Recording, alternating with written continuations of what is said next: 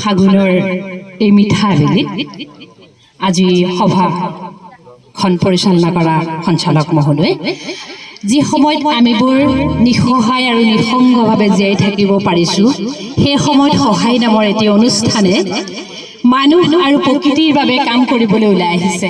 এটা ব্যতিক্ৰমী অনুষ্ঠান, আৰু এনে অনুষ্ঠানৰ হৈ কাম কৰিবলৈ আচলতে এটা বেলেগ এটা দম লাগিব। গতিকে এই দম থকা উদ্যোক্তাসকললৈ, সহায়ৰ সমূহ পৰিয়াললৈ মই ধন্যবাদ জ্ঞাপন কৰিছোঁ। আৰু ফাগুনৰ এই যাওঁ যাওঁ অৱস্থাত এনে এটা সুন্দৰ আবেলি আমাক উপহাৰ দিয়াৰ বাবে উদ্যোক্তাসকললৈ পুনৰবাৰ ধন্যবাদ জনাই মই এটি কবিতা পাঠ কৰিবলৈ লৈছোঁ। কবিতাৰ শিৰোনাম নদী।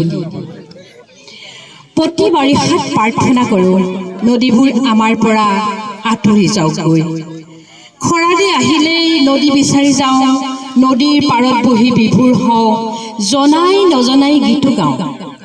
নদীখনক বহু কথাই ক'ব পাৰি, বিশ্বাসৰ গম্বুজ এই নদী।